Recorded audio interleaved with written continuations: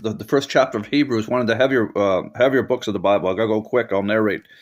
In the past, God spoke to our forefathers in the Old Testament through prophets at many times and in various ways, but in these last days he has spoken to us by his Son, Jesus Christ, whom the mystery of the Godhead. He appointed heir, God the Father, to the Son of all things, and through whom he made the universe. You can read that in 1 John. Christ was the Word that made everything. The Son is the radiance of God, of God's glory, the Father, and the exact representation of his being. Mystery, sustaining, yet they're separate, and hierarchy, sustaining all things by his powerful word. After he had provided purification for sins, Jesus, he sat down at the right hand of the majesty in heaven of the Father. So he became as much superior to the angels as the name he has inherited is superior to theirs. For to which of the angels, he quotes a bunch of Old Testament scriptures on the prophets, the New Testament was made. Here it is. Which of did the God ever say to the angels, you are my son, today I have become your father? Or again, I will be your father and he will be my son. And again, when God brings his firstborn into the world, Jesus Christ, he says, let all God's angels worship him. In speaking of the angels, he says, he makes his angels winds, his servants flames of fire. But of the Son, Jesus, he says, your throne, O God, will last forever and ever, and righteousness will be the scepter of your kingdom.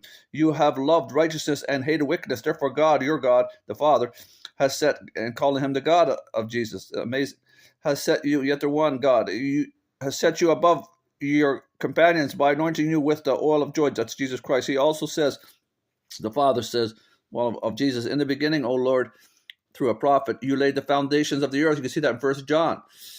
Again, it was Jesus who was the Word called back then, before he became a son born in the flesh. You laid the foundations of the earth, and the heavens are the work of your hands, of Jesus Christ, the Word. They will perish, right? But you will remain, Jesus. They will wear out like a garment.